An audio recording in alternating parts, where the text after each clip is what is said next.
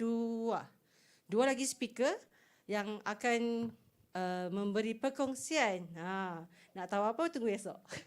Okey, boleh dah daftar dulu, okey? Dapatkan CG tu. Dan CG tu yang biasa sebabkan gambar yang digunakan background tu adalah gambar daripada James Webb Space Telescope. Teleskop IR. Near infrared. Okay. So kita tunggu dulu daripada green light daripada technical team dan kita akan teruskanlah. So kita akan mulakan dengan ceramah daripada Profesor Madia, Prof Madia daripada Australia National University, ANU. Okay. Nanti dia dapat hadir sebabkan COVID, maka dia akan buat online lah. Jadi itulah kita tunggu sekarang ni untuk tengok dia online. Lepas dengar ceramah daripada perkongsian daripada Profesor Madia Yuan Senting, lepas tu kita akan buat cerapan. InsyaAllah. Doa-doakan semoga langit clear. Kita ada 3 teleskop yang standby untuk melihat bulan dan benda lain lah. So astronomers ni sedang hiding inside you guys. Ada astronomers tau sini. Cari siapa lah tu. Dia tengah ada sini ni sekarang. Ada 3 orang ni. Siapa? Tarikh lah. Okey, so kita tunggu dulu, okey? Untuk sesi perkongsian daripada Prof Yuan Sen.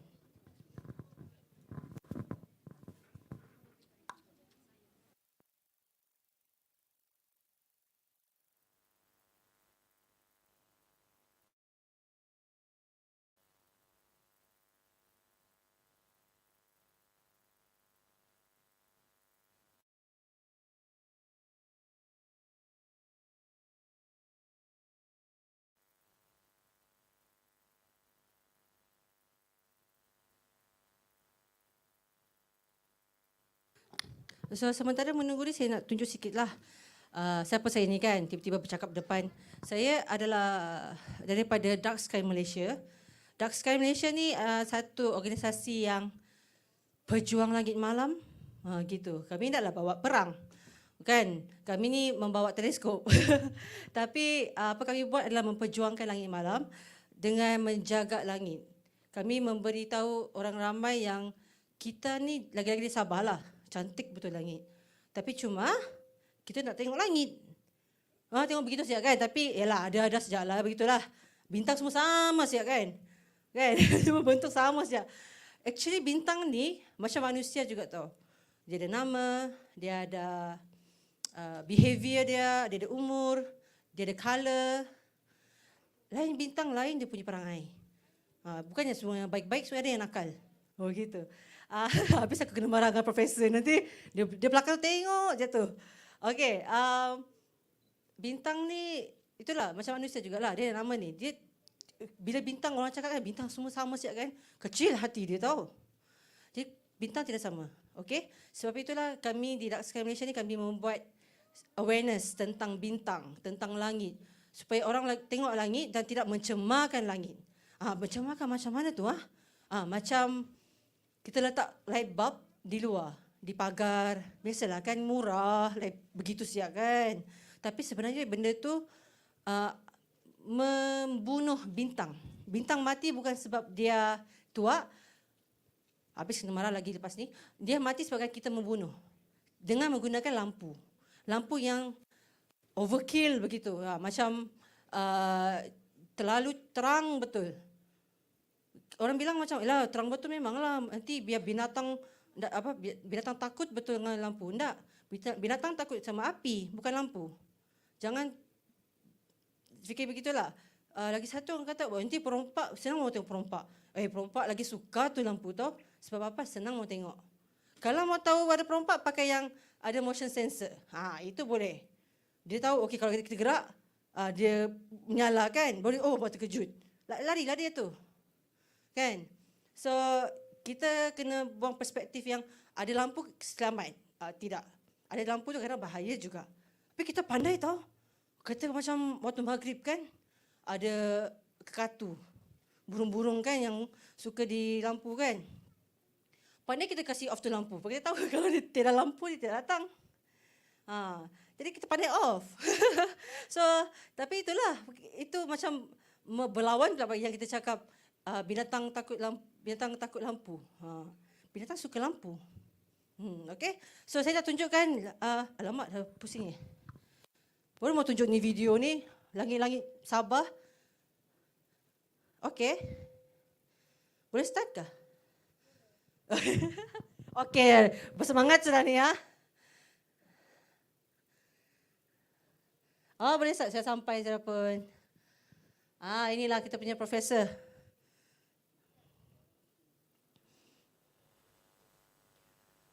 Hi. Hello. Hello. Oh, okay. Hi. We are live online here. I think I still hear my echo. Pardon? So yeah, I can still hear myself. Oh, echo. You can hear yourself. Yeah. So maybe when I speak, you might need to mute. I think that might work. I'm on my mic right now, so you can hear your voice with my mic. Okay. So maybe you can bear for a while. I'll off my mic later. Okay. Is it okay? Yep. All Sure. right. Sure. All right. Okay. Okay. Assalamualaikum warahmatullahi wabarakatuh dan salam sejahtera pada semua. Selamat datang semua sekali lagi kepada di Galeri Azman Hashim.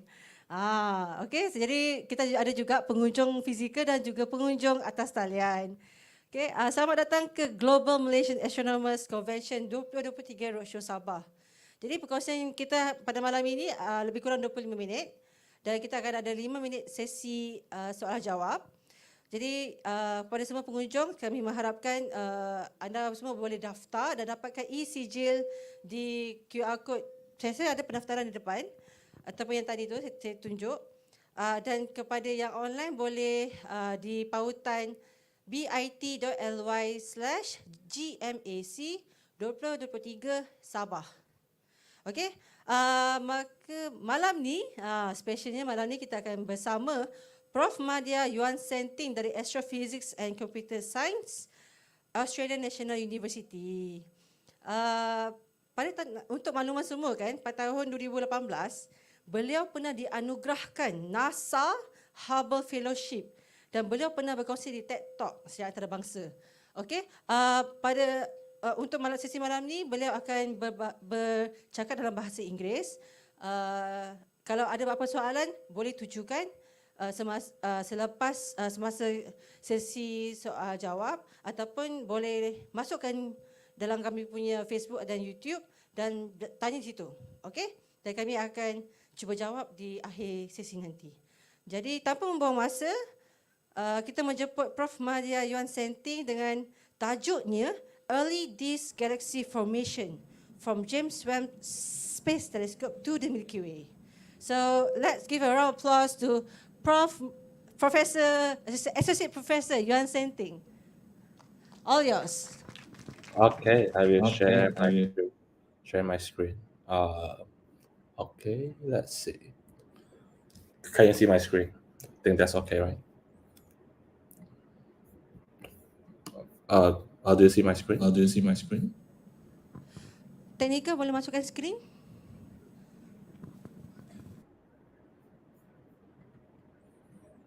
Is it working?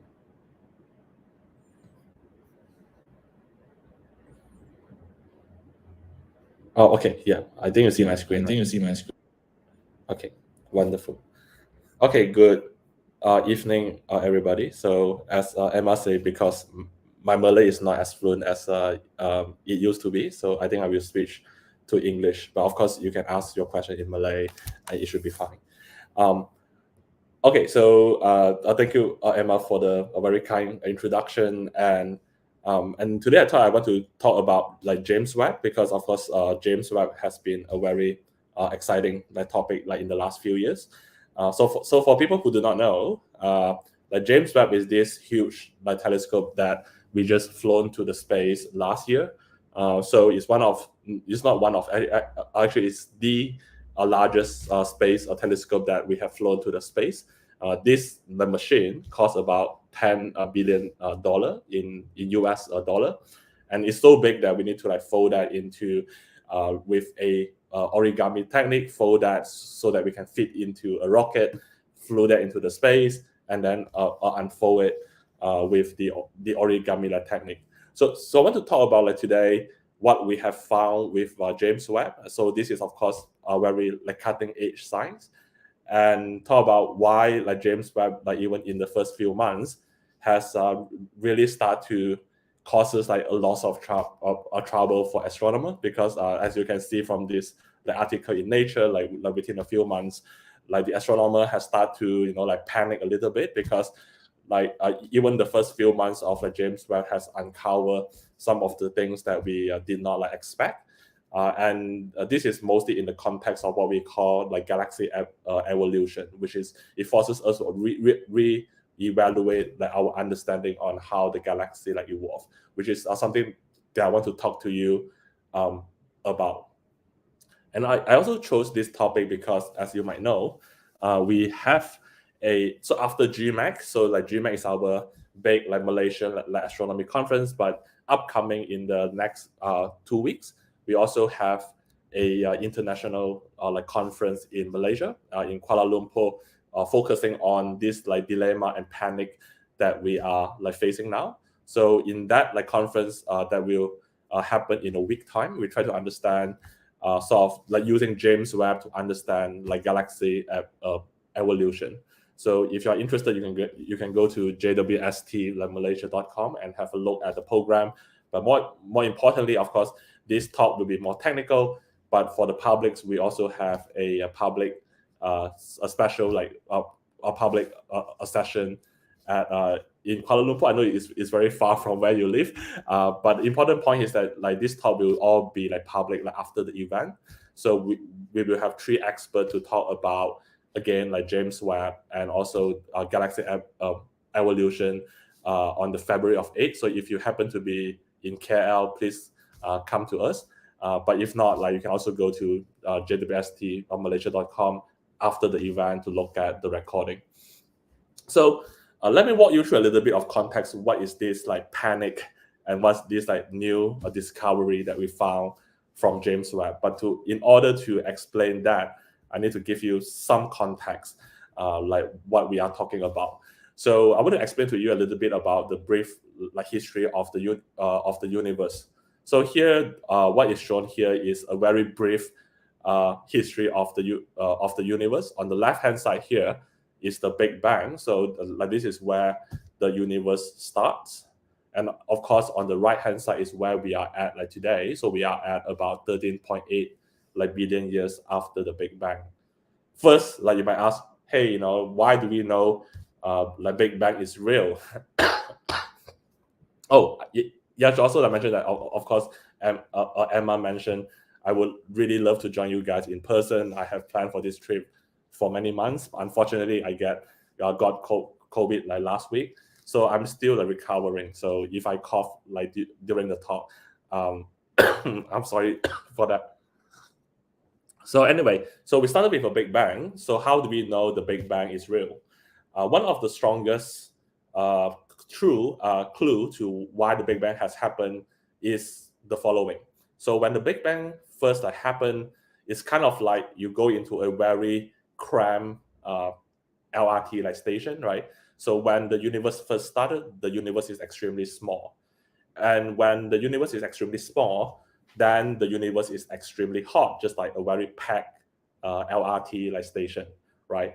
When the universe is very hot, most of the proton they cannot bound to the electron. So we have a soup of protons and electron, and this is basically a plasma.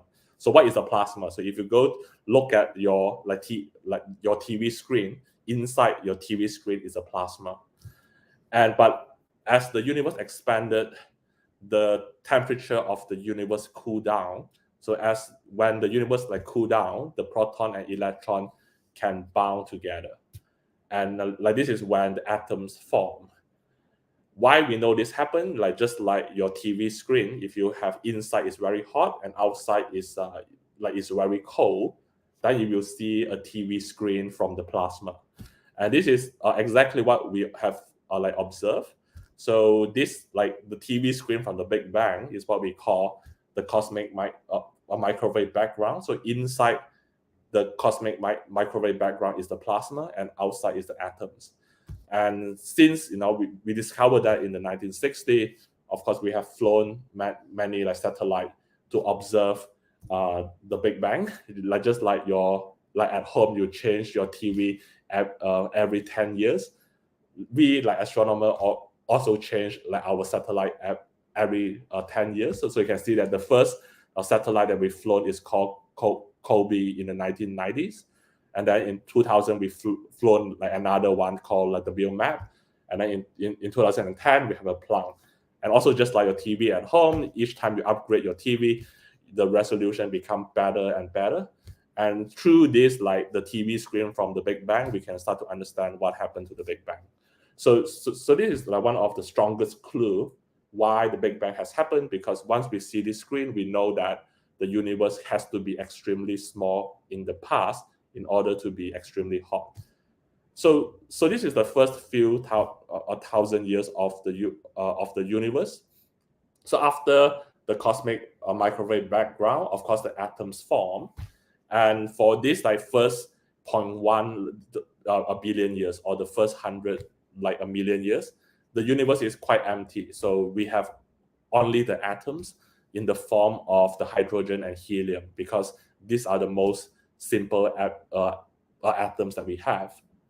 But luckily, because of gravity, these like atoms will start to collapse. Like this gas will start to collapse and form star. And one way you can think about this is that if you think about the universe is like a country, then at first this like country is pretty like empty until the first like a settler on to the country, right? So think about the star is like the first like person that live in the country. So after the first like star form, they're just like people. Once you have people in the country, you will start to change the landscape. So what happened is that after the star form, of course, the star will start to irradiate. It shines, and at its shines, it starts to put out some energies, and this energy will in turn try to break apart the proton and electron, meaning that the universe come from a plasma state, go to atoms, and then after the star form, the atoms go back into plasma. So even though most of the thing that we see on Earth now is in the atoms form, but outside Earth and galaxy, most of the gas in the universe is actually just a plasma. It's a very, very hot like plasma. And this like simulation showing you what happened to this first 100 million years. So after the star form, the starlight start to percolate into the gas and try to reionize the gas. So the gas go from ion, become atoms, and go back become ion. So this is what we call reionization. So why do I spend like so much time to talk about reionization? Because this will go back to this like big tension and dilemma the James Webb found. So anyway, so after the first star form, and by the way, the study of reionization is also a very hot topic in astronomy. You can observe this reionization like processes with your with a radio dishes, but you need a very big one. So in Australia and also in South Africa, we are building an array of radio dishes with about a square kilometer array. So this is called the square kilometer array, or SKA. Just like you have many small like astro dishes, and then you put them into a square a kilometer array. Then you can start to look at this process of the reionization. So this is the first 100 million years after the first star form. After the first star form, what happened is the galaxy formed, right? So just like a country, once you have more and more people, the people become a city. So a galaxy, what we call a galaxy, is just a community of stars. So when you have more and more stars get together, then we form a galaxy. And we believe that the first galaxy formed like around first billion years, and over the next 12 billion years, the galaxy will continue to evolve to form what we see like today. So if you look at the galaxy that we live in, what we call the Milky Way, is one of the many like a galaxy in the universe. It's just like Malaysia, right? So if you form a city, you have many like cities. You have like KK, you have Kuala Lumpur, you have Malacca, and so forth. And all these like city, of course, host star. Sun is one of the star, and the Earth is one of the planet, and the story goes on. So one of the key topic in astronomy is try to understand what happened to the galaxy, right? So during this whole period from 1 billion years to like a 13 like billion years, what have happened to the galaxies? How the galaxy grow over time, just like how you come from nothing in Borneo Island and more like people live there. And this is also what we want to like study, what we want to like discuss in this coming like conference. We want to connect what we call the near and the far. So what do we mean by the near and the far? That there are two ways to study how the galaxy like evolve. So one is the near, which is looking at like our own galaxy, like the Milky Way. So looking at the Milky Way is really like helpful, despite the fact that we have many like galaxy. Of course, most of the galaxy will only look like a dot on the sky. But for the Milky Way, is the only like galaxy that we can study in great like details. So lots of like action has been going on in the study of the Milky Way in the last few years. Like you might have heard of the satellite that the European has flown, I think in 2015. So the Gaia satellite. So this is a satellite that try to monitor the motion of a billion stars in the Milky Way and try to understand the evolution of the Milky Way. We love the Milky Way a lot because, again, like you can study in details what happens to the galaxy. Just like if you live in KK, you understand like KK much like better. So you can use the historical like artifact of the city to get a sense of what has happened to the city. But just like like real life like archaeology, if you look at the historical like artifact, you can only go back so far, right? So maybe if you look at the Malacca site, you might understand the history up to 1400, like 1300. But if you want to go back in time, that become more and more difficult because most of this like relic would have also been like destroyed in the galaxy. So this is why, even though like the Milky Way is very exciting, it does not really like answer the first few like billion years. So what we call the early galaxy evolution. And in this part is where the space like a telescope become quite important, like especially for James Webb. Like to understand why James Webb is so important for this, like Emma like mentioned that like James Webb is a infrared like telescope, and this played a big role. So what happens is the following. So if I want to find a very far like galaxy, one way to look at this is to look for the radius like galaxy. Why this is the case? Because if a galaxy is really far, the light will take a long time to reach us. But at the same time, like we also know that the universe is expanding. So as the universe expand, the light gets stretches. Right? So the wavelength of the light go from like a short wavelength become longer wavelength. Or put it differently, if you have a galaxy that is in the visible light, and this galaxy is really far from you, then this like galaxy will appear to be in the infrared because the expansion of the universe stretches the light. And this turned out to be extremely like useful, meaning that if I look at the galaxy, if it looks more blue, most likely it's a galaxy that is like very nearby. If a galaxy is like a really red, this is a galaxy that is like really far away. And looking for far away like galaxy is a way to look for the oldest like galaxy.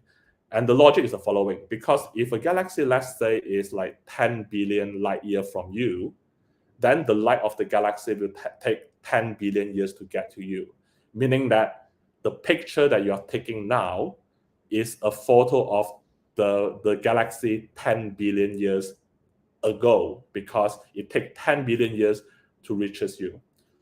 Or like if you put all this together, meaning that if I can find a galaxy that is shining in the infrared but not showing up in the optical, this might most likely will be the oldest like galaxy that we know in the universe. So this is why like James Webb is very important, because the Hubble Space like telescope is observing in the optical and the UV light, but the James Webb is looking at the infrared. Because you're looking at the infrared, you can further push the timeline to look for the oldest like galaxy. And beside the wavelength is really important. As you can imagine, if I have an object that is 10 billion light year away, it would be extremely faint. And this is why we need a very big like telescope. By the way, this is also why in order to find this oldest like galaxy, you cannot just look from the ground, right? So like you cannot just look from Sabah. So one of the reasons that you cannot look from Sabah is because the Earth like atmosphere will block many of the light. So here is showing you what type of molecule of the atmosphere is blocking what light. So like most of the optical light goes through, and this is why we can see the optical light. But the water, like a vapor, and also the ozone, like a layer on the Earth, block most of the UV light and the infrared, which is good for us. It blocks the UV light, but also means that if you want to look for the oldest like galaxy that shine in the infrared, you cannot see that on the ground. And this is why like James Webb is put into the space. And the other reason that James Webb is really important is the aperture, so how big the telescope is. So if you look at the oldest like space or telescope, even for the Hubble Space like a telescope, the famous one, it's actually pretty small. So you think about the Hubble Space telescope is about 2.4 like a meter in diameter, so it's not like longer than 1.5 per a person. But on the ground, we can build much larger like telescopes. So in the past, in the space, it's really hard to look for very faint like object, because the bigger like telescope you have, the faster you can collect the light. But what has changed, of course, James Webb is extremely big, and this is why we built a huge like telescope in the infrared in order to find this oldest galaxy. And the way that you look for the oldest like galaxy is actually quite simple. Like this is what we call where is the Wall-E game. So this is the same patch of the sky observed on the right by Hubble and on the left by James Webb. And you can see a few things here. One is that the James Webb image, of course, is much sharper than the Hubble because it's a very big telescope, and therefore you can like collect light more effectively. But more interestingly, you can also see that there are lots of things that are in the James Webb, but actually not in the Hubble. So these are exactly the galaxy that is extremely rare and therefore are extremely ancient. So this is the way that we look for the oldest like galaxy in the universe. Of course, like astronomers like do not just go back and forth. So we write algorithm to look for this red like galaxy. So you might already like spotted a few. A famous one is this one. So you can see that like there's a red like galaxy here, but then but you don't see that in Hubble, right? So this means that these galaxies are mostly to be quite red and therefore to be quite old. And what have we found? So like this is sort of the discovery plot. So here, what is shown here are some of the oldest like galaxy that we have found before James Webb. So the white point here show what we have found with the Hubble Space Telescope. The axis here show you the redshift, meaning that how red the galaxy is, or in more human term is the one on the top. So we are looking at the time since the Big Bang. So the oldest like galaxy that we know is called GNZ 11. So this is a galaxy that formed just after 400 million years after the Big Bang. But this is like after Hubble has searched for about 30 years. Guess what happened when James Webb first launched? So within 2 weeks, like this is where we are at. So within the first 2 weeks of like James Webb, we find a lot more oldest like galaxy that we know. Of course, like this is not surprising in a way, because like this is how we designed the James Webb to do that. In fact, the oldest like galaxy that we found is now about 300 million years. And you might think this is good, right? But this is exactly where the dilemma comes from. So it's like, yeah, we expect to find some old galaxy, but not really that many of them, right? So think about if you go back in 2000, like BC in Borneo, like island, and then you see, a pyramid. Then you're like, how does the pyramid come to place, right? How do you build the pyramid so early on? So this is exactly the same dilemma that we face, because we believe we know how the galaxy form. We know that it will form a few of them, but not that many of them.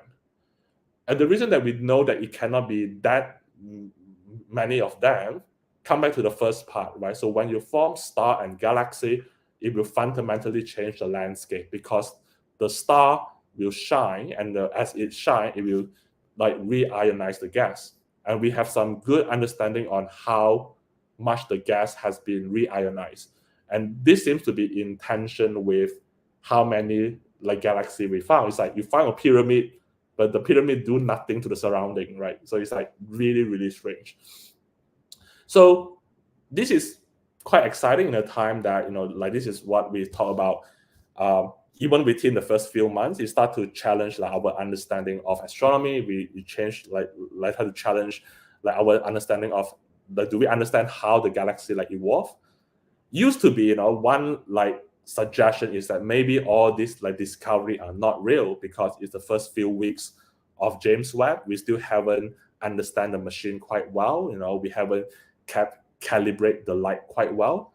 But even as of this month, last month, actually, this is in December 2015, in 2022. So not more than a month ago. In the last few weeks, still, if you read some of the paper in astronomy, there are more and more proof to show that this galaxy, the oldest galaxy, we do found a pyramid at 300 a million years after the Big Bang.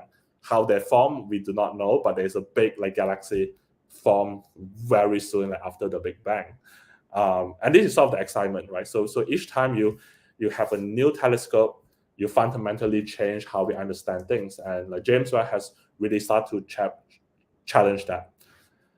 So this is sort of excitement about the oldest galaxy, but I do not want to leave you with just believing James Webb is only looking at the galaxy. So one of the exciting thing about James Webb is to look for aliens, right? So look for life outside the solar system. Of course, we will not see the alien themselves, but one way to see if there is life outside the solar system is looking at the atmosphere of the planet outside the solar system. So to look at if the planet contain water or the organic a molecule.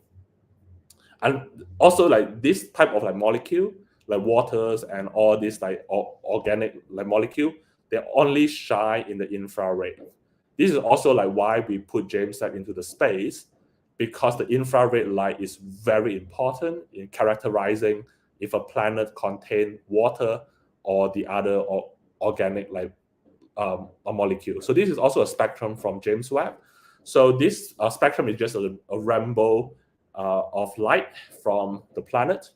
And this data show that for this planet, it does contain water.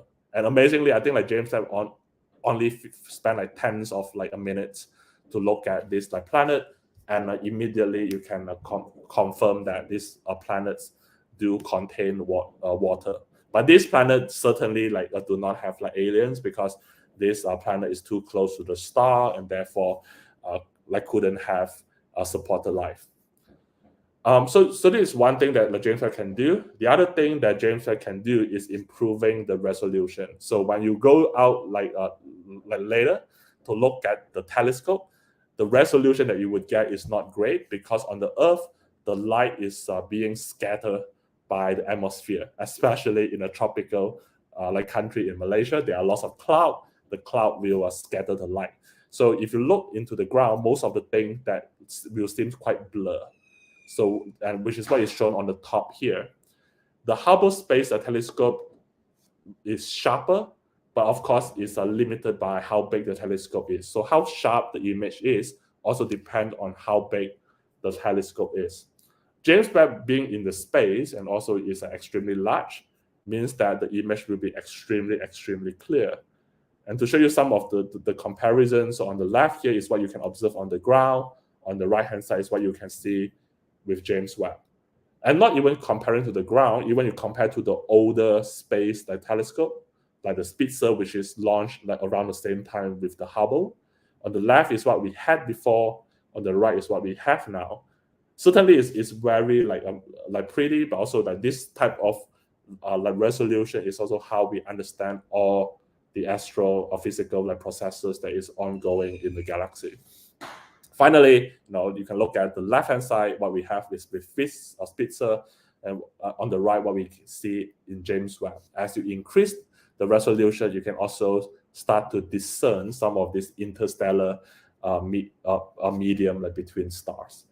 So this is a very quick introduction about James Webb. I hope that today give you some excitement about what James Webb has delivered in the first few months.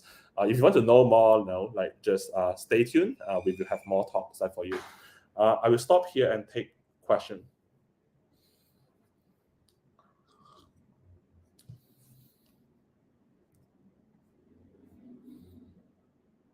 Hello. Okay, I'm here. All right. Thank you, Prof. Madia Yuansen. So imagine the James Webb Telescope can see 300 million years of galaxy, 300 million years age of galaxy. Yeah. So After the Big Bang, sorry, after Big Bang. After Big Bang, yeah. Right. So bayangkan lepas Big Bang 300 juta tahun selepas Big Bang, itu adalah galaksi yang paling jauh yang pernah nampak menggunakan James Webb Space Telescope. So macam kita yang tengok ni, macam tadi ada satu astronomer ni yang dalam bilik ni, nanti kita kenalkan dia. Dia cakap bintang paling dekat matahari, of course 8 minit kan. Bintang paling dekat selepas matahari adalah Alpha Centauri. Dia ambil masa 4 tahun cahaya. Kalau kita gerak dalam masa cahaya, gerak dalam kelajuan cahaya dari sini ke sana. So ni 300 million selepas Big Bang. How far it is from?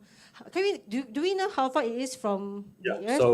So it's 13 minus 13.8 and minus 800, right? So because the universe is like 13.8 like billion years. So this galaxy is about 13.5 billion light year away from us, roughly. Wow. Bayangkan jarak galaksi yang dia tengok tu 13.5 bilion tahun untuk sampai ke galaksi tu kalau kita gerak dalam kelajuan cahaya. That telescope is super powerful. Okay. Jadi kita bukakan sesi soalan kepada pengunjung yang berada di sini dan secara online. Siapa-siapa yang ada soalan boleh bertanya.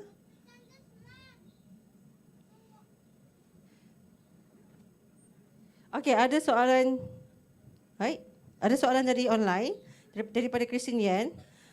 Berapa jauh James Webb Space Telescope travel sekarang dari bumi dan berapa jauh dia boleh pergi? So James Webb is part what we call the L2 point. So it's not like a satellite that go further and further away. So it's actually parked in a fixed spot. The fixed spot tend to be like gravitationally stable. So most of the expensive satellite is parked in this spot where you are balancing the gravity from the sun, the moon, and the Earth. So this is the point where you get quite close. Actually, I do not know how far is L2 point, but I can Google it quite quickly. So it's parked somewhere around 1.5 million kilometer away from us. So it's like one level, that level only. Okay, we have another question. From Haris Azman, Facebook of Tarikh Malaysia. What is expected output from James Webb Space Telescope for the upcoming 10 years from now? like no one knows. So this is the thing, right? So we have planned for a lot of science for James Webb. So after all, this thing costs $10 billion dollar. So you do not want to spend $10 billion dollar like without like knowing what you do. So the James Webb, we spent about 20 years to design and plan about the science. So there are a few key science cases. So I show you two of them. One is looking for the oldest like galaxy. It overachieved, right? So you get more than what we found. That the other is to look for the planet like atmosphere. But there are also the other science that we want to understand, like including how the black hole form and so forth. But it's really hard to know what happened in the next 10 years, right? So when the Hubble Space Telescope first being proposed, it does not do the science that we are like doing now, right? So we know it is really like powerful, but it's really up to the like the scientists to come up with like innovative way to do that. As you might not know, like today is also the deadline for the James Webb like proposal. So most people can apply for time from James Webb. The important point here is that you need to have a good like proposal. It's highly like competitive. I think now the over subscription rate last year I think it's like 20-1, meaning that is it 20? Yeah, like roughly that, meaning that you write like 20 proposal, like one of them like will be selected. So what you can do in 10 years, like no one know. It depends on how like innovative you are. But certainly, I think the key science goal will happen, including finding the oldest like galaxy and characterizing the atmosphere of the planet outside the solar like system.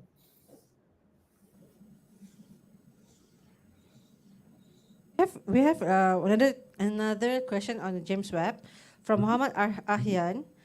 How people on Earth make sure James Webb safe from asteroid or destroyed by asteroid? Like we heard that one of the mirror was crashed by a rock from the space.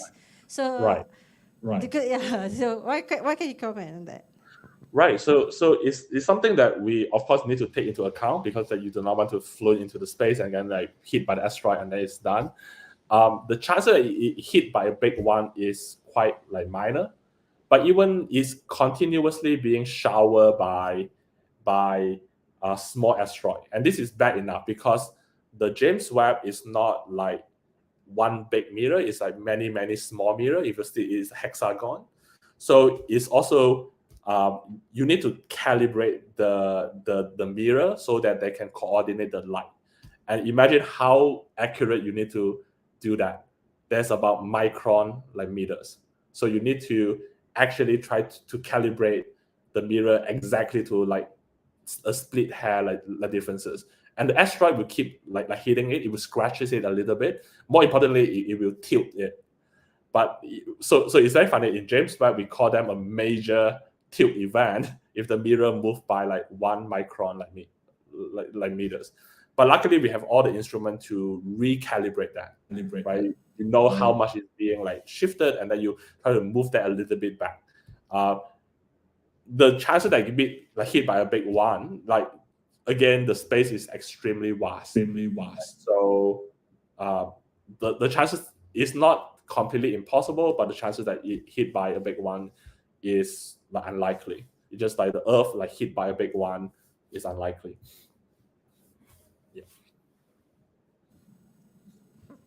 Alright, any question from the floor? Ada soalan lagi dari pengunjung sini? Okay. Okay, from online pun tiada. There's no more questions from the online. So we thank you so much, Prof. Madya Yuan Senting. Thank you so. Let's give him a big applause to Professor Madya Yuan Senting. And thank you. And please take care of yourself. You know you had COVID. Take care of yourself, and we pray for your healthy. Get well soon. Thank you. All right. Bye. Thank you. Bye. Bye. Ya. Okey, jap, kita update dengan weather dulu. Weather forecast mengatakan bahawa gerimis. Okey. Tak apa, jangan risau. Kami akan tetap buka teleskop tapi bukan di atas. Kita akan buka di sebelah sini ya. Okey. Kita ada plan B. Kalau tak tengok langit di atas, kita tengok langit di skrin. Okey, kita bawa langit sini lah kan. Bolehlah betul kan. Alright. Kalau boleh minta bahagian teknikal sharekan skrin boleh?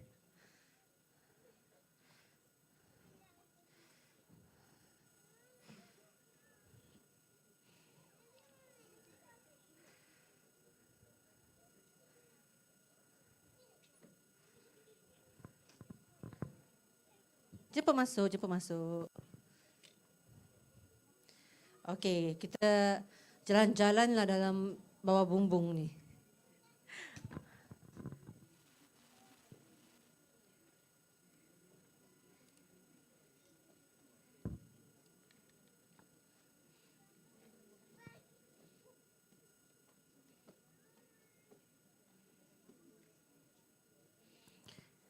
Untuk pengetahuan semua, saya sekali lagi ingin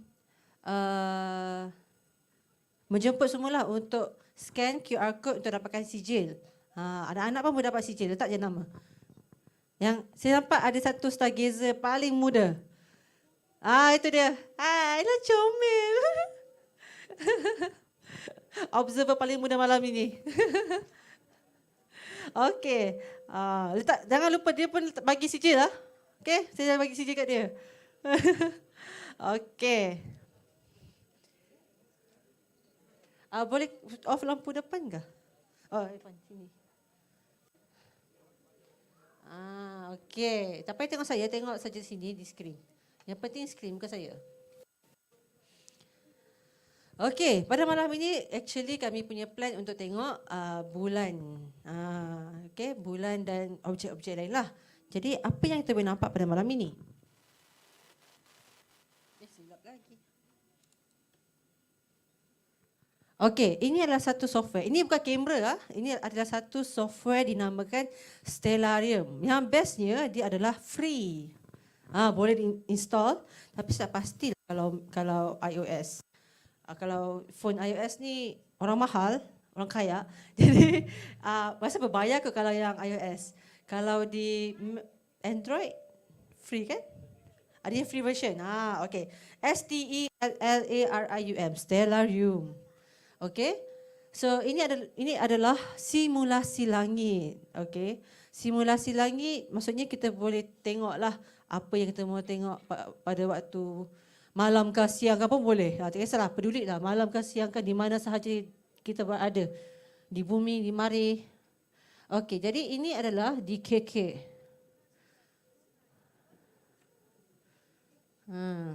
Saya macam mau tak depan, tak nampak apa ni. Ya?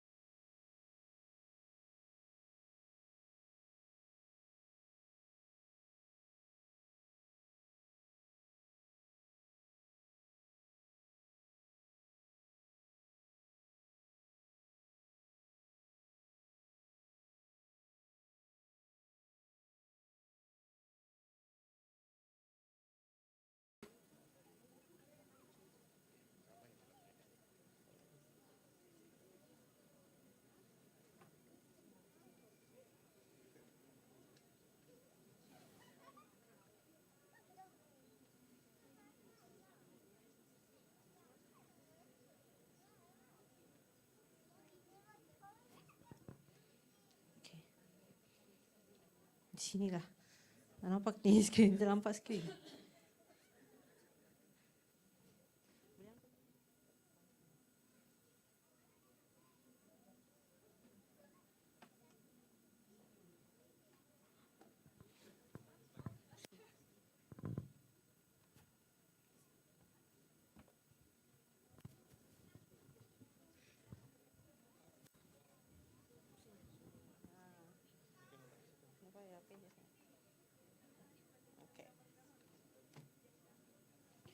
Okey. So ini adalah langit malam sekarang di KK sekarang kalau tak hujan. Malangnya ada awan daripada Telupit sampai Ranau sampai sini. Kami ni bukan ahli nujum kami bukan juga meteorologi, tapi kami tengok guna satellite. Ada bah, kamu tengok je windy.com. Windy memang digunakan untuk stargazer tengok langit. Kalau awan tak awan. Okay, so ingat STELLARIUM bukan nak promote untuk beli tapi ini free. Yang bestnya boleh pakai untuk laptop dan juga kalau ada cikgu-cikgu sini, dia boleh juga pakai untuk website. Dia ada sedia dalam website. Jadi tak payah nak install. Itu yang best. Okay, apa yang kita boleh nampak ini malam?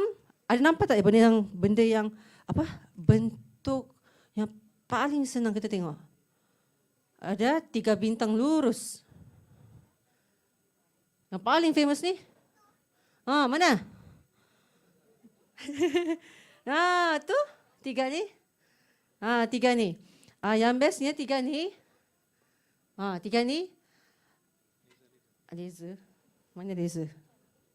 Biarlah tu. Pakai mouse juga. Okay. 3 ni adalah actually belt of Orion. Orion's belt. Atau dalam bahasa Melayunya, dalam silibus Melayu, belantik. Belantik. Bush belantik Orion.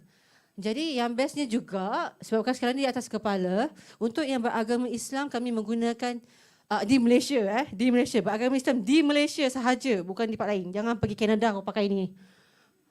Okey, ini di Malaysia kita boleh pakai buruj ni untuk melihat arah kiblat. Arah kiblat kita kalau di sini 290 hingga 291, lebih kurang dengan arah bintang 3 ni. Tapi macam mana, mau tengok ke kiri kah, ke kanan kah? Macam mana? Jadi kita tengok dari satu bintang yang cerah dinamakan Sirius. Seriously serious nama dia bintang. Nama dia Sirius. Okay. So dari Sirius, maka arah kiblat ni dari mulanya dari sini. Yang ni ke sana. Bila kita tengok sana kan? Nampak tu. Northwest. Sini west, barat. Ni northwest. Ini barat 270 darjah. Dia hampir dengan northwest. Lebih kurang tambah lagi 45 darjah. Okay, so ini adalah arah kiblat. Pergilah mana-mana, mau pergi Maragang kah, mau pergi di JB kah, mau pergi Perlis, Langkawi, shopping-shopping Langkawi kah apa kan? Mau pakai Orion boleh. Tapi juga yang bestnya juga bukan cakap arah kiblat, arah utara, selatan, timur, barat pun boleh. Macam mana mau tengok? Dari sini, kan tadi kita tahu, okay, dari Sirius pergi sini, mahala ke barat. Sirius akan berada di belah timur. Sana barat, sini timur, mana utara. Tengok yang dia punya bawah belt dia, ada 3 bintang lagi, lurus. Ya ini, 1, 2, 3. Ini dia punya pedang. Yang ini mahala ke selatan, yang ini mahala ke utara. Tapi pakainya waktu bila? Ini boleh pakai bila-bila. Ini tak kisah. Mau pergi pakai Canada kan boleh juga. Okay. Mau pergi mana lagi? Mau pergi New Zealand, Australia, boleh pakai. Jangan pakai arah kiblat, pakai ini ya. Pakai utara, selatan, timur, barat boleh. Okay. Itu tak kacau. Alright. So kita nak tengok bulan. Mana bulan? Adik-adik mana bulan dik? Mana? Atas. Atas Mars. Mana Mars? Sebenarnya kita nampak ada 2. Ada berapa planet? Cuba kira ada berapa planet situ? Ada Mars lagi. Ni planet ke bintang? Bintang. Ini? Bintang. Ini? Ni? Bintang. Ni? Bintang. Ini? Canopus bintang. Alamak. Stuck. Okey ni? Planet. Jangan ada cikgu belakang kau tu. Dia pandang siap kau tu. Okey, ini planet. Planet Jupiter adalah planet yang terbesar dalam sistem suria. Bahasa Melayunya adalah Zuhal.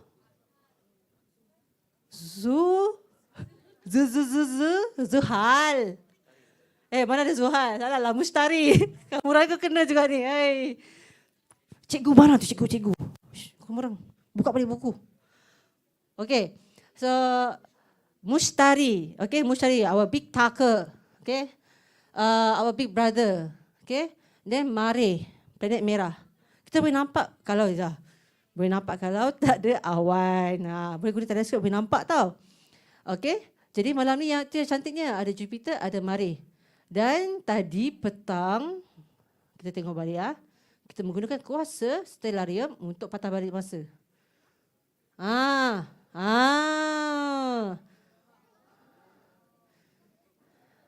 Terang sangat ni. Matahari baru mau terbenam. Belum lagi maghrib. Nampak? Tadi 2 ni sekarang? Kali 2. Kali 2 kah? Cuba kira. Ni mana ini planet ke ni? Ini? Asyik baik. Okey, ni planet. 4 planet dalam satu barisan. Selepas matahari terbenam. Kalau malam ni terdapat, esok lagi ada bar kan. InsyaAllah kalau kita hidup lagi. Ada lagi yang boleh nampak daripada ni. Ini saya kasih pusing balik ni. Atas, utara, bawah, selatan. Okey. Matahari terbenam sini. Nampak Saturn. Saturn planet bahasa Melayu apa? Zu lagi. Zuhal. Planet yang bergelang. Lepas tu Venus. Zu lagi. Zuhrah, bukan Zurah. Okey, Jupiter, Mushtari, bulan dan Mare. Okey, satu jajaran. Esok pula menggunakan kuasa stellarium saya akan menambah satu lagi hari. Nampak tak apa bezanya? Nampak tak? Apa yang beza? Kedudukan bulan. Kedudukan bulan akan makin lewat. Maksudnya dia ke belakang. Makin lewat maksudnya dia akan lewat terbenam.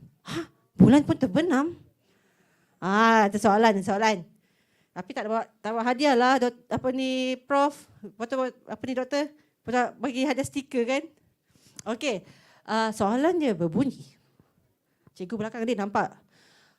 Berbunyi, adakah bulan, manakah arah bulan terbit? Kalau dia ada terbenam, mesti terbit kan? Dari arah mana? Okey, kita tahu matahari terbit dari arah timur, terbenam di arah barat. Bulan? Barat. Terbit barat, terbenam timur. Terbaliklah. Maka hancurlah dunia kita ni. Mau kiamat sudah. Tak dek. Tak dek. Cikgu belakang kau senyum je dek. Okey. Macam matahari juga, dia terbit di arah timur dan terbenam di arah barat. Okey, Mare, Jupiter, Venus, Saturn. 4 planet ni. Ada terbit terbenam kah? Tidak. Cikgu belakang kau gelak lagi dia. Dia macam, aku kena buat kelas ni lepas ni. Maaf, cikgu saya gurau ya. Apa ni? Ada. Apa sahaja objek semula jadi. Okey? Bulan, matahari, planet, dia ada terbit dan terbenam. Terbit di timur, terbenam di barat. Kau Iman, kau ni temberang sekejap kan? Tak, saya kasih tunjuk Saya tunjuk Okey. Saya kasih cepat ni masa. Tengok ni arah utara, selatan, barat, timur. Okey? Semua ni akan bergerak ke arah barat. Maksudnya bila masa berlalu semua akan berarah ke arah barat. Okey? Bintang terbit terbenam? Ada? Tiada. Dia takut tu, dia cakap entahlah. Okey, ada juga. Sama juga saya cakap tadi, apa sahaja yang semula jadi, ada terbit dan terbenam. Dan terbitnya dari timur dan terbenamnya di barat. Okey, saya kasih cepat ni masa. Menggunakan kuasa stellarium, kasih cepat ni masa. Nampak? Terbenam sudah 1 planet. 2 planet. Jupiter pun mau terbenam sudah. Nampak ni masa berlalu. Nampak bulan pun terbenam di bahagian barat. Mari pun sama juga. Bintang-bintang ni pun sama juga. Okey? Kenapa? Mengapa yang berlaku begitu? Apa yang terjadi? Adakah mereka bergerak atau kita yang bergerak? Siapa yang bergerak?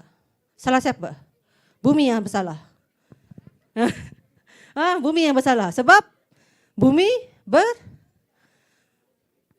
ada dua pergerakan bumi kan? Bumi berputar dan mengorbit. Kan? So ini pergerakan ni adalah bukti bumi berputar dari arah barat.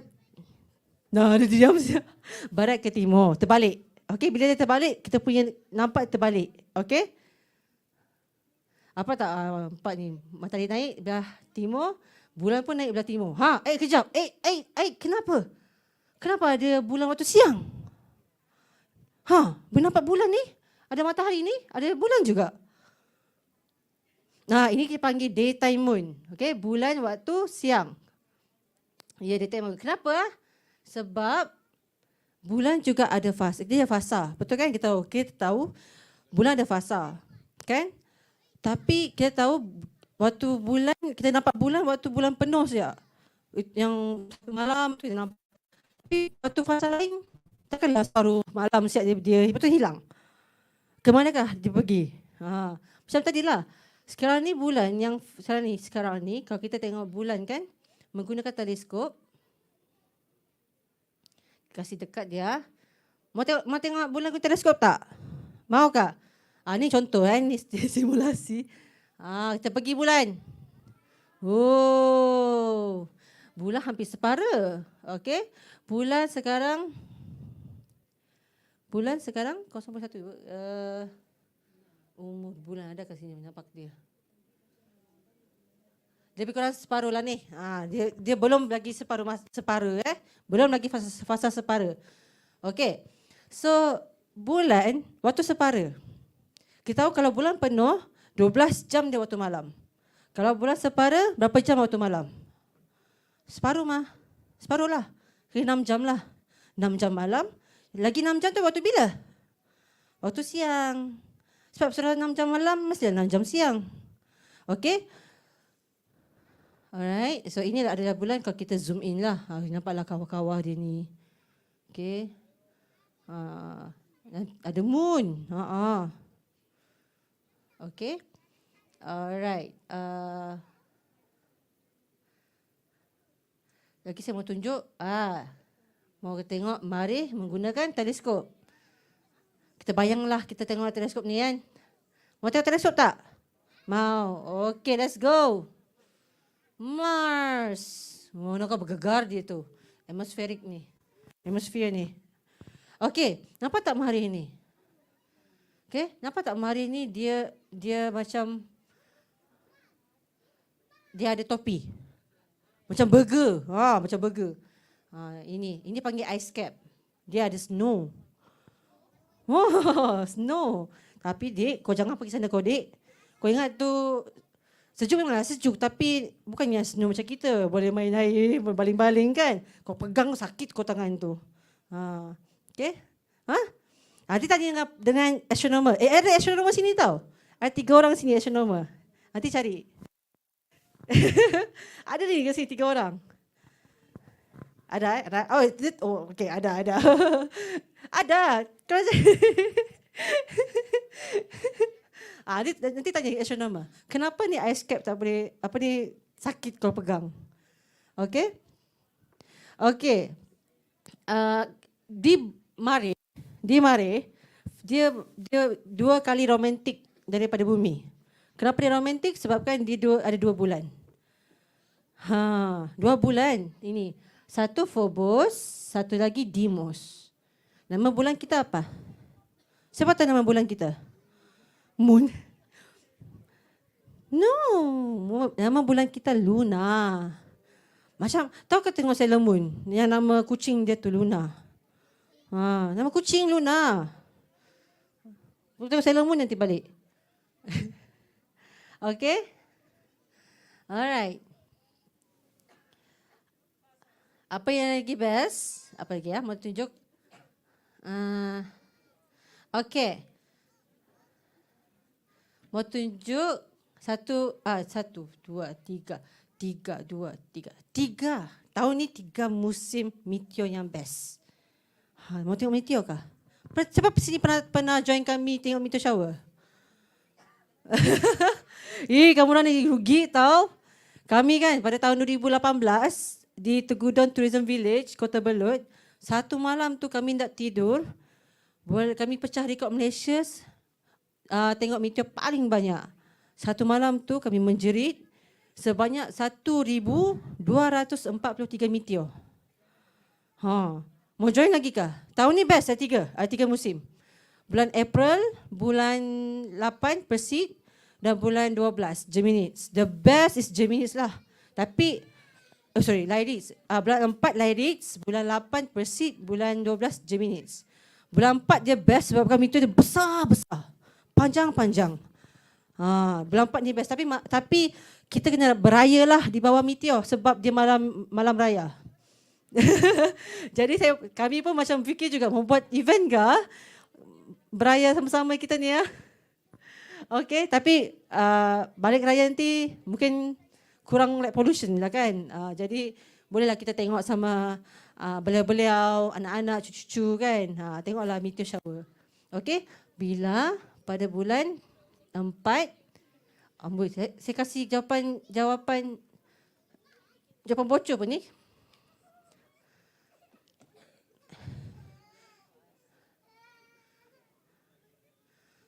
Nampak tu. Lyrics. Okay.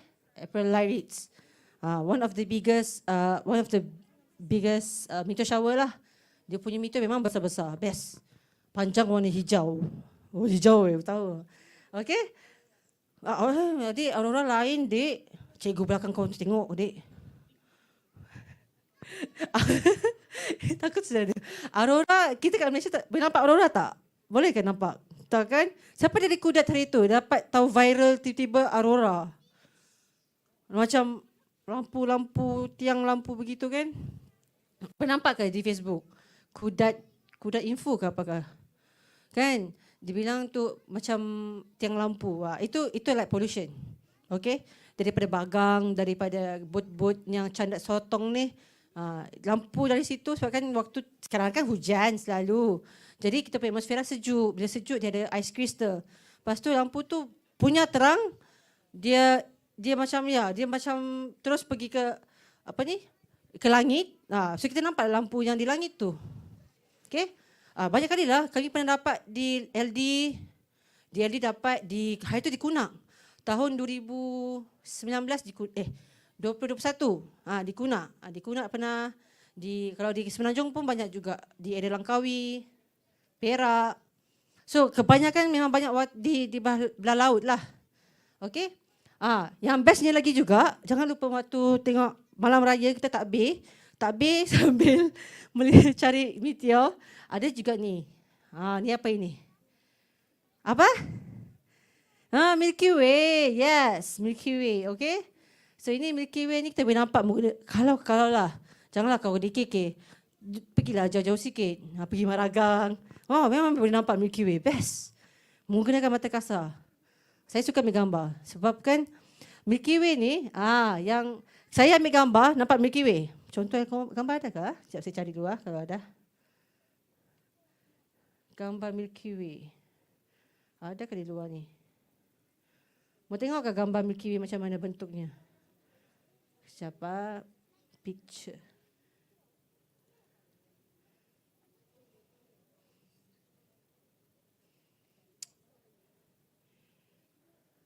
Ni bukan ni dari ni dari Maragang. Ini saya naik Maragang Hill. Ni. Ini Milky Way. Okey, boleh nampak dengan mata kasar, boleh ambil gambar guna phone. Phone pun boleh. Sekarang kan canggih kan kamu orang punya. Mahal-mahal lagi 2-3 ribu. Boleh ambil gambar guna phone, tapi kena edit sikit lah bagi dia terang. Okey, guna DSLR pun boleh. Okey, kalau mau tengok gambar-gambar Milky Way lagi, esok sila datang pergi ke U-Science, situ ada galeri gambar. Gambar-gambar semua dari Sabah. Dan kita ada juga tim Sabah Chinese High School, plenty out there pun ada juga jual bookmark. Korang mau bawa balik Milky Way, bawa balik Milky Way. Okey? Ni bawah ni mestilah kundasang ni cerah lah. Tapi atas ni ambil kau. Banyak punya bintang. Okey? So nak ambil gambar ni memang kena bertahan sejuk lah. Tahan sejuk, tahan nyamuk. Kalau tak tahan tu, bayarlah kamu fikir ni. Okey, ini saya ambil gambar. Nanti kita ada astronomer, dia ambil gambar Milky Way juga. Tapi dia tak ambil gambar Milky Way macam ni. Dia ambil gambar, dia gunakan radio teleskop. Radio teleskop tu dia menghala ke tengah-tengah Milky Way. Center of Milky Way.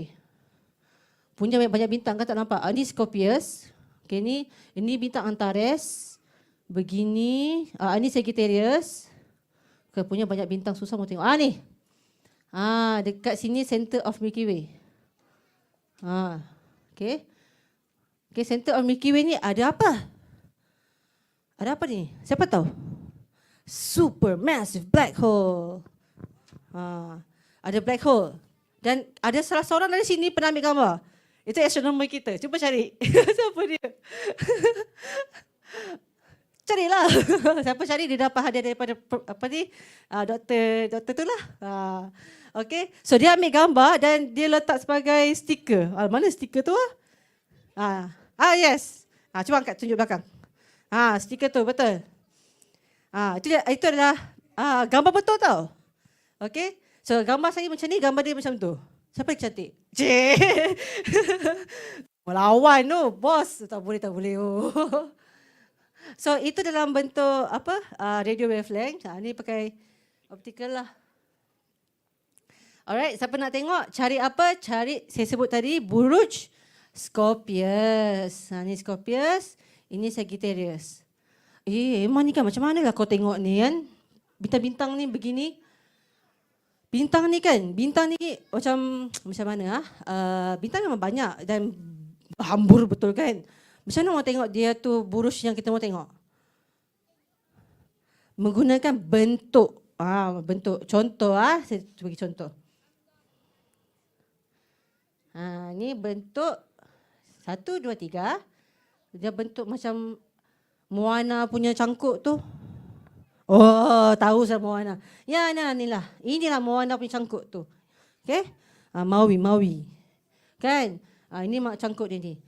Kalau itulah setengah macam dalam cerita Moana kan. It's real, you know. Benda tu, ilmu tu ada betul. Ilmu yang dia pakai tu memang diguna pakai. Yang menggunakan bintang untuk berlayar.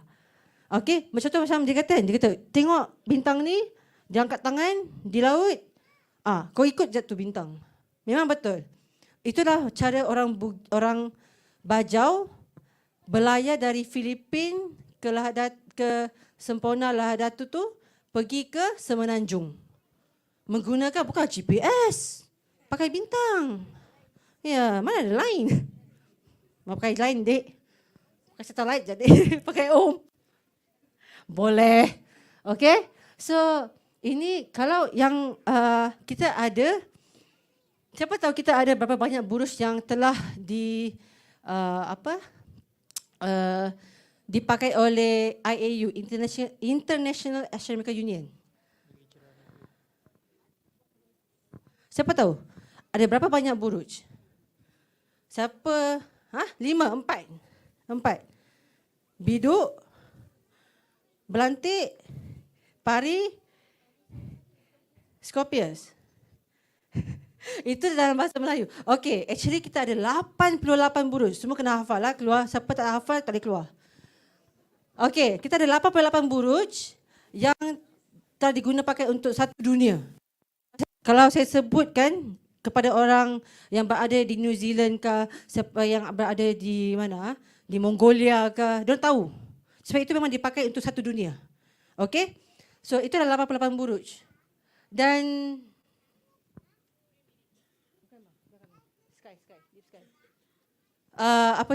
actually ilmu buruj ni, nama-nama buruj ni banyaknya daripada bahasa Greek, Yunani. Okay. Dan nama-nama bintang ni nampak tu, Rigil, Kentaurus, Hadar. Ini banyak nama bintang ni daripada bahasa Arab. Al-Hadar nama patutnya. Al-Hadar, Rigil. Rigil ni bahasa Arab sebenarnya. Okay. Apa tu? Antares. Antares, Alte. Kan? Bunyi Arab. Ada Al. Kebanyakan bintang namanya daripada bahasa Arab. Dan burusnya, asal 88 burus ni dipakai ni bahasa daripada Greek. Okay. So ini kita akan belajar tentang Greek punya ilmu. Tapi kalau nak tahu, kita lagi-lagi di Sabah lah. Orang Bugis kah, orang dusun kah, semua ada burus-burus tersendiri. Okay. Contoh macam mana saya tahu? Okay, macam ini kan, tiga bintang. Ini kepala Scorpius. Ini adalah Scorpius. Ekor Scorpius. Nampak macam kalau Scorpius itu adalah seekor kala jengking. Begitu. Okey, macam mana saya tahu? Sebab terbiasa sudah belajar ni begitu. Okey.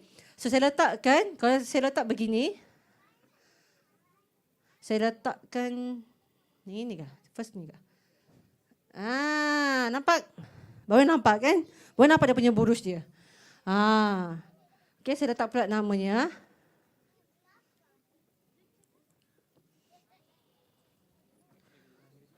Okay.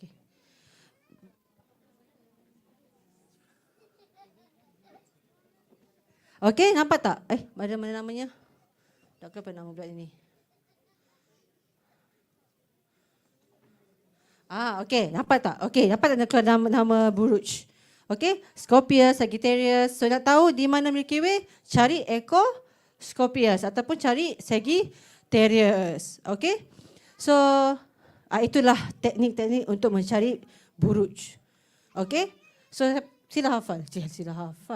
Okay, dan gambaran-gambaran ni, kebanyakan gambaran orang Greek Yunani ni, dia suka letak gambar binatang, objek.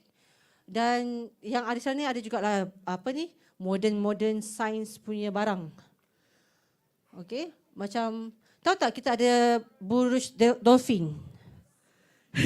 Kita ada buruj dolphin tau. Nanti cari. Okay, kalau saya letak gambar kan dia akan jadi begini. Nanti cari dolphin. 1, 2, 3.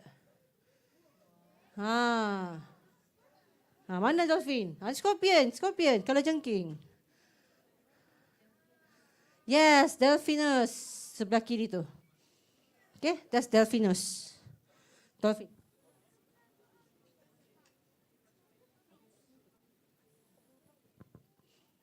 Okay, alright. Tu apa dia orang Greek punya gambaran kan? Banyak mitos-mitos Greek lah.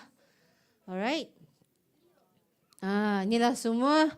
Ni tak semua 88 burus tau. Belum lagi sebab kan kita ada 24 jam. Ni baru 12 jam. Okay. Dah hafal? Dek, dah hafal? Okay. Okay, next. Alright. Okay. Okay. Maka saya rasa saya bagi 5 minit lah untuk sesi soalan sebelum saya habiskan. Ada soalan tak? Ada. Kalau tiada, saya akan bagi pas kepada astronomer yang ambil gambar black hole. Mau dengar tak dia cakap? Tunjuk black hole. Mau tak? Dia nak tunjuk dia punya teleskop live dari Greenland. Mau ke tengok? Mau, okey. Okeylah, kalau tiada soalan, saya akan... Ada dia saya.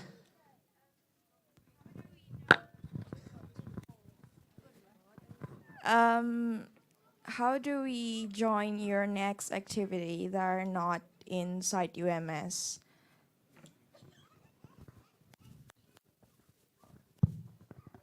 Thank you, great question. Okay, you can find us in our Facebook, Twitter, Instagram, not TikTok yet. Dark Sky Malaysia. Find for Dark Sky Malaysia. DARKSKYMALAYSIA. But please come tomorrow. You want to see us again? Please come to see us again tomorrow, so we can give you our proper introduction on Dark Sky Malaysia. Okay. So the next one, I think we're gonna have like comet hunting. Who wants to find comet? Comet ZTF E3 2020. Comet apa yang viral sekarang ni, komet hijau. Komet hijau boleh nampak dari bumi. 50,000 tahun yang lepas baru sampai bumi. Apa tah? Sorry. Okay. Alright. Next one is comet hunting. Alright. So itu sahaja daripada saya. Emma Zulaiha Zulkifli sign off daripada Askar Malaysia. Thank you so much for listening. So saya nak menjemput our next astronomer.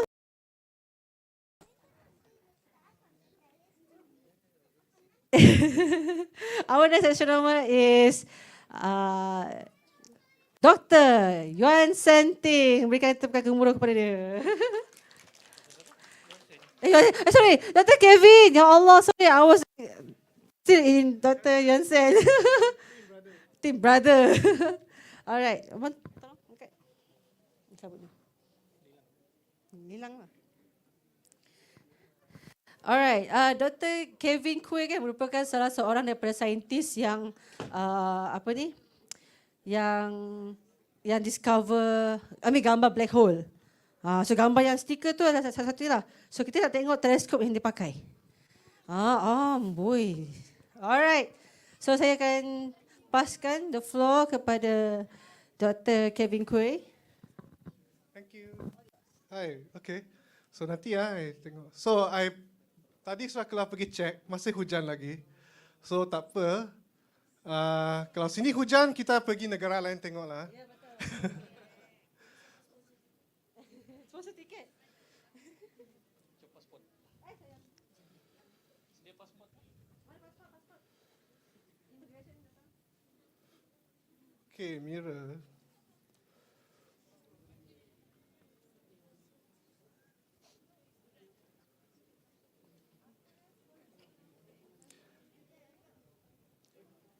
Okay, tadi Puan Emma dah tunjuk apa Milky Way kan? So kalau you pergi ke Australia, okay, orang asli dekat Australia, the Aboriginal people, mereka akan panggil ini the emu in the sky. So kalau you nampak emu tu, burung tu boleh, you can see that in Australia kan? So for the Aboriginal people, mereka nampak Milky Way yang dia punya dark clouds actually nampak macam emu kan? Ada kepala di sini, dan dia punya leher, body. So kalau you pergi the national park, dia panggil Ku-ring-gai Chase National Park dekat Sydney, dia ada satu rock carving on the ground which looks like the emu in the sky. Okay. Dan sini ada satu round macam telur dia. So mereka buat research kajian, okay, like berapa ribu tahun dahulu. Okay, yang orang asli dekat Australia, the Aboriginal people, mereka guna kalau ni align the Milky Way, the emu on the sky, dia align dengan rock carving itu. That means masa itu adalah masa emu akan bertelur dan mereka akan pergi.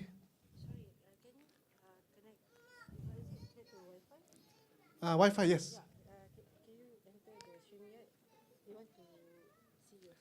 Oh, StreamYard. How? I sent to your WhatsApp already. Oh, WhatsApp. Let me send to your email.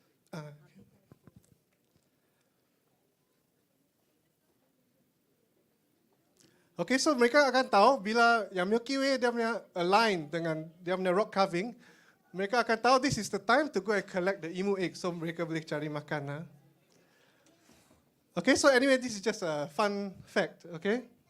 So apa yang saya nak tunjuk ini, this is the teleskop yang kita guna untuk menangkap image lorong hitam. So they are actually made from a few, like almost 9 telescopes. Okay, and the one that I'm working on sekarang yang kita telah baru bina is yang ini, the Greenland Telescope. Okay, so Puan Emma dah tadi suruh bagi tour lah, visit Greenland, visit teleskop ini. Okay, so tak boleh nampak apa-apa, tapi boleh nampak teleskop saja. Okay, so this is the telescope. It's a radio telescope. So dia tak guna mirror, dia tak guna cermin atau lens. Okay, tapi dia guna macam antena. Okay, StreamYard.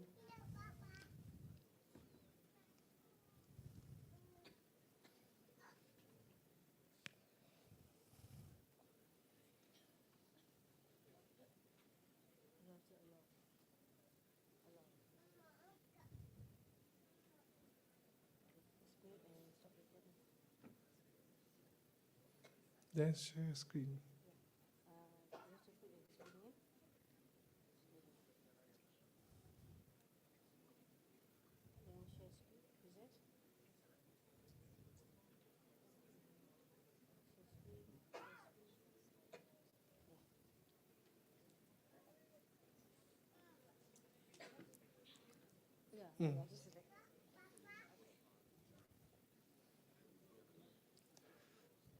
Okay, so this is the telescope. It's a 12-meter antenna.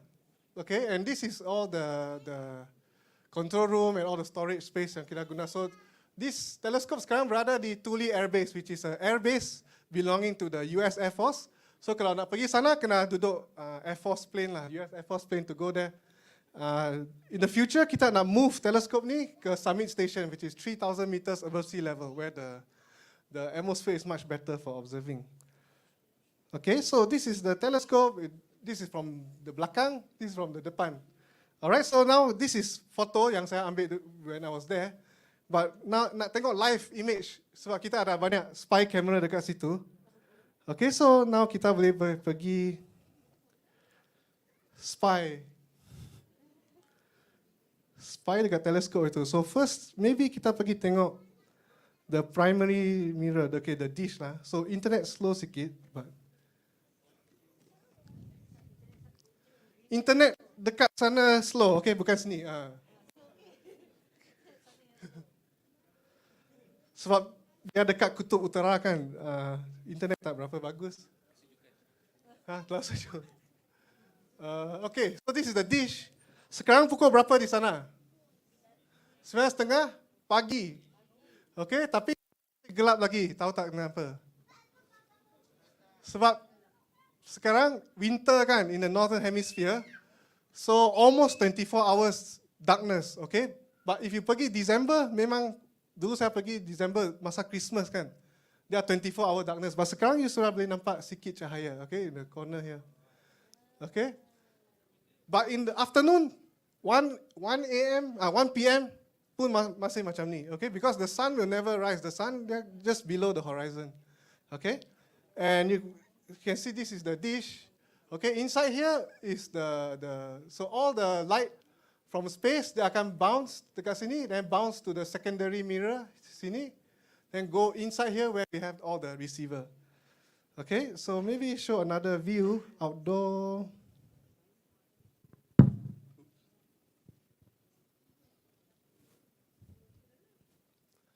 Okay, so later kita boleh pilih lah nak tengok kamera mana. Yeah, security spy.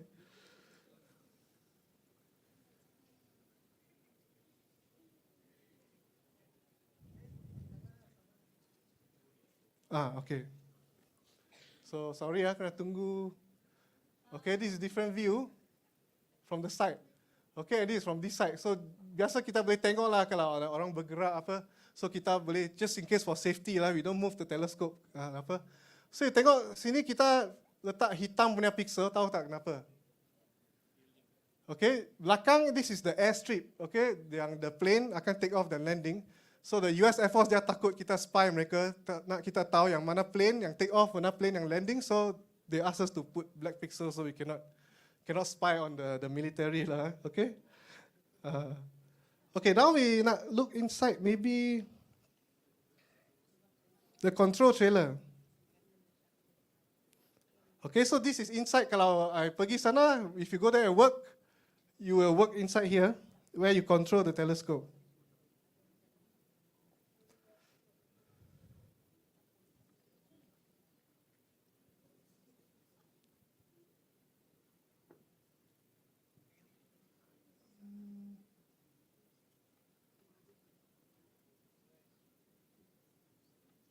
Okay, so this is inside one of the trailer. And this is the main observing computer yang kita guna untuk observe. This is the computer yang engineer dia akan guna to set up all the electronics and all. And then here you also have a backup. So now actually if you want, I can turn on this computer. Okay, I can try. Okay. So especially during COVID kan, we cannot go to Greenland to observe. So kita buat semua remote boleh observe dekat Taiwan or at home lah, you can control. Okay, so you use this remote desktop called AnyDesk.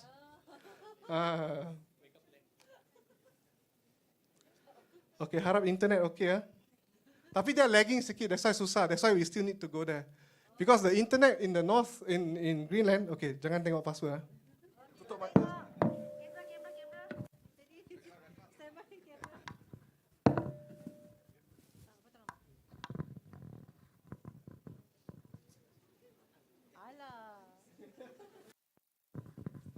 Okay, betul.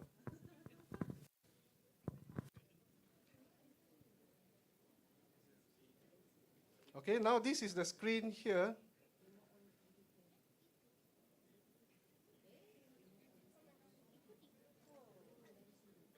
Okay, ni dia tak refresh lagi.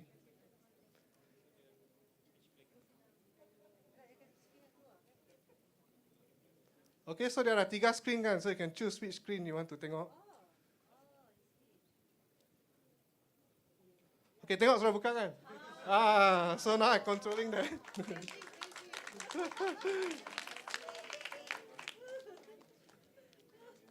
Okay, so this is the different screen. So this is yang kita biasa guna punya monitor lah. Dia akan bagi tahu teleskop pointing mana. Okay, LST, UT, what is the time. Kita boleh nampak temperature semua. So you nampak sekarang temperature berapa? Negative 23 degrees Celsius. Okay, so this is not the coldest. The coldest when I've been there is about negative 40 degrees Celsius. Okay. So actually kita control telescope macam ni lah. You use command here on the command line. So you nampak like observe this source. Okay. So kalau you panggil observe, that means dia akan point to the source. Saya tak payah manual lah. So computer akan buat everything. So they will point to the source and then dia akan track. Because bumi tadi Puan Emma sudah cakap kan, bumi kita berputar. So everything dia akan move from dari mana? Dari mana? Dari timur ke barat kan. So semua akan ikut. So teleskop kalau kita nak observe, kita pun kena track ikut dia, okay?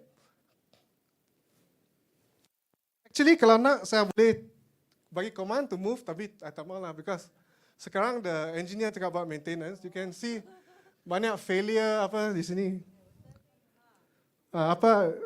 Limit something wrong. So mereka tengah buat maintenance, so they have take out some of the thing.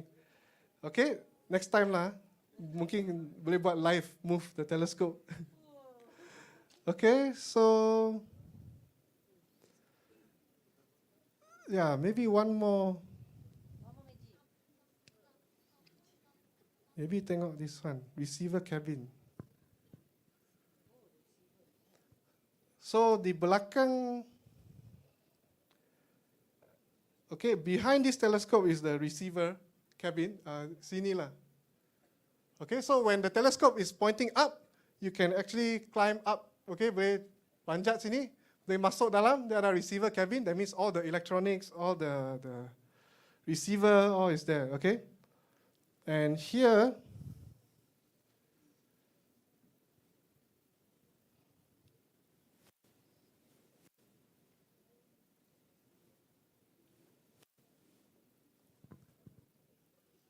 okay, so this is the receiver behind the cabin. So all the light from space will masuk sini. Then dia akan be record. Dia akan masuk all the electronics. So actually, biasa dia ada 2 rack. I think this rack, yang engineers sudah remove. Mereka nak buat maintenance semua. Boleh nampak lah banyak wire semua.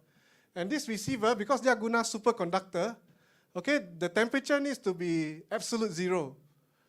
Okay, so outside about minus 20 degrees, but inside here, inside receiver cabin has to be room temperature, about 16 degrees Celsius. Because a lot of the computer, electronics semua, they can only function in room temperature. Kalau below room freezing, dia semua akan rosak. So that's why inside this room, there are the heater to heat up the cabin, so that is about 16 degrees Celsius. But inside here, the superconductor here, they have a vacuum pump to pump out all the air. So their temperature must be absolute 0, okay, minus 273 degrees, okay? So very cold. Okay, so this is the receiver cabin. So that's all I think I want to show. So sorry, cannot move the telescope, but maybe I show like one of the things kita observe dengan this telescope besides black hole. Okay, this is a evolved star. Okay, bintang yang sudah evolve. Okay, near the end of the life, they akan eject all the gas. Okay, out of the star. So this telescope we can study what we call spectral line. Okay, so I think this morning Cik Fatima also showed that you can spread the light into membiaskan the light kan. Boleh nampak dia punya spectrum. So dalam radio pun kita boleh dapat spectrum. Dan spectrum kita boleh nampak spectral line which is emitted by different chemicals. Okay, spectral line yang kita suka tengok adalah carbon monoxide. Okay, kita nak study molecule, kita study carbon monoxide because it is the second most abundant molecule. Okay, the most abundant molecule is H2, okay, hydrogen molecule, but that one very susah, very difficult to detect. So kita tengok carbon monoxide. Okay, and this is from the Greenland telescope. Kita measure dia punya spectrum for carbon monoxide, so we can study the gas and how they move and all these things. Okay, so this is an example of one of the things we can look dengan this telescope. Okay, so yeah, I think that's it, my sharing. So kalau ada soalan, ya nanti boleh tanya.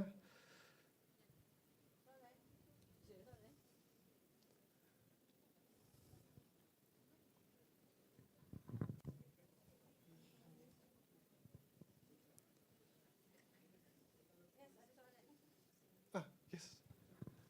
How you observe black hole? Okay, how we observe the black hole? So, actually, yeah, let me show the slide.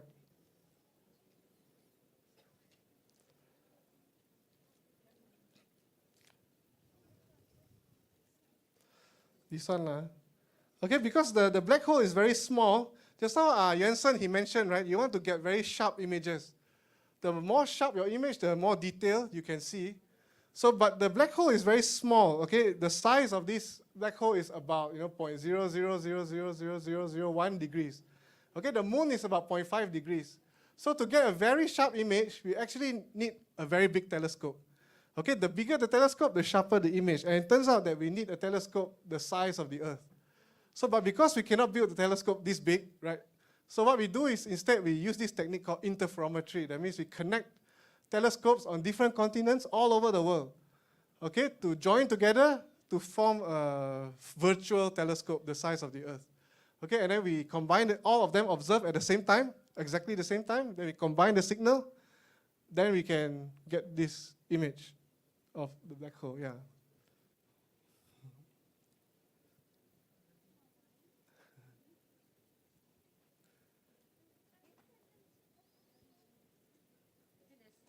That's all. So thank you very much.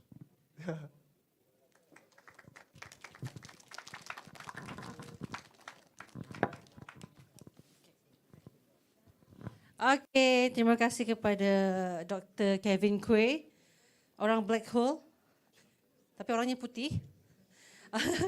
Okay, terima kasih banyak kepada pengunjung semua. Memandangkan cuaca pun masih lagi hujan, tapi kami sediakan dah teleskop di sebelah dan kita boleh gunakan menggunakan teleskop lah. Tapi bukan tengok bintang lah, kita akan tengok objek-objek bumi, macam bot, kapal. Okey, jadi minta maaf sangat-sangat, jangan risau, langit sentiasa ada insya-Allah. Cuma kita kena sentiasa tengoklah, okey. So sebelum kita keluar dan melihat menggunakan teleskop, ada orang luar tak? Panggil tak kita buat ambil kasih gambar. Okey, sebelum kita menamatkan sesi pada malam ini, saya ingin menjemput jugalah kepada semua orang. Sila datang esok, kunjungi kami esok kerana esok pun best juga sebab saya pasti ramai yang nak tahu tentang apakah perjalanan kalau kita mau masuk bidang astronomi. Kalau kita mau belajar astronomi, di mana kita mau pergi? Dengan siapa kita rujuk? Kan? Dengan macam mana orang macam Dr. Kevin Quay, Profesor Yuan Senting, orang Malaysia boleh belajar astronomi. Yang sebelum kita dengar Tan Sri Prof Mazlan. Tapi sebenarnya kita ramai lagi. Kalau mau tahu berapa ramai yang kita ada, sila datang esok. Sebab esok kita akan ada banyak topik tentang kerjaya dan pendidikan dalam astronomi. Yelah, dah belajar astronomi, lepas tu mau jadi apa kan? Jadi ada tak kerjaya, ada tak duit di situ kan? Begitulah. Jadi apakah kerjaya yang kita boleh ceburi kalau kita masuk dalam bidang astronomi? Kerana bidang astronomi saya tahu besar. Dia bukan sejak kita belajar tentang orang yang mau masuk bidang astronomi ni bukan yang belajar pasal bintang, tapi orang yang buat mirror macam tadi kan, James Webb teleskop. Orang yang buat teleskop, pembuat teleskop, pembuat cermin, pembuat barang-barang untuk interferometry, dia punya bahan-bahan dia kan. Benda tu ada engineers, ada even orang chemistry pun ada juga. So dia tak semestinya dalam bidang astronomi tu hanya untuk orang bintang. Tapi kalau siapa yang macam saya memang suka bintang tapi saya suka buat cermin. Dia punya power dia kat situ. Boleh jemput tak yang di luar? Boleh kita jemputlah, kita panggil semua masuk ambil gambar dulu. Okey, kalau mau tahu lagi tentang kerjaya dan pendidikan, sila datang esok. Jam 9 kita akan adakan satu topik yang menarik daripada kita punya astronomer juga. Jam 9.30 daripada orang Sabah. Ni for me lah, I think saya rasa macam dia seorang saja orang Sabah yang belajar astronomi. Yang betul-betul astronomi, astrofizik ni. Bukan yang macam saya belajar fizik astronomi sampai degree, dia tak ada sampai master. Apa tu? Yang lain tu tiada. Macam dia seorang je orang Sabah, orang Kudat. Jadi sekarang ni dia di UM dan esok dia akan ada untuk sharing macam mana dia dapat inspirasi untuk belajar astronomi ni. Okey? Jadi lepas tu kita pula ada forum antara semua astronomers yang kita jemput dan kita juga ada jemput Jabatan Pendidikan Negeri Sabah untuk terangkan kalau di Sabah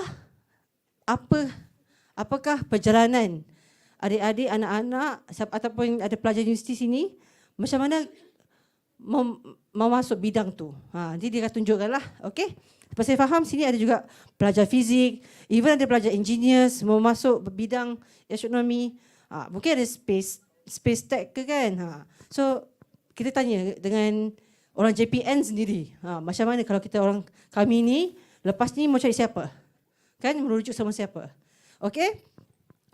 So esok kami bukan di sini tapi di U Science pada jam 9 pagi ya. Ya. Tunggu dulu. Okey. Jadi yang belakang boleh nampak ke tu? Macam gelap je tu. Tengah lah.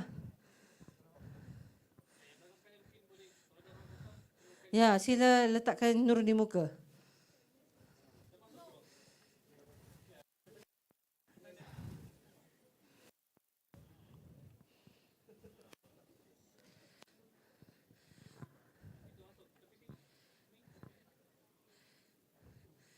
Kita juga ada buat siaran langsung untuk semua talk dan forum.